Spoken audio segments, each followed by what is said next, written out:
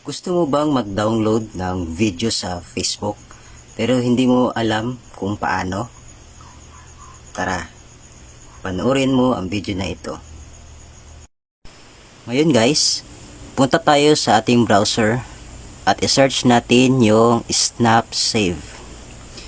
Ito, naka-search na ako guys, and then after nyan, click ninyo. And then, i-paste natin yung kinuha nating link. And then, download. After download, makikita natin dyan yung dalawa pagpipilian.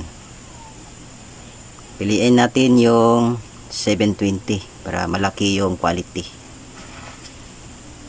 Then, nagda-download na siya. Hintayin lang natin ma-complete yung dinownload natin na files. And then complete. Yung pag-open natin guys, yan, save na to sa files natin guys, itong download natin. O, diba? Tapos napunta tayo sa files natin. Kung pumasok na ba doon sa files natin, ito guys, yan, lumabas na sa files natin guys. Kaya ganoon lang kadali guys.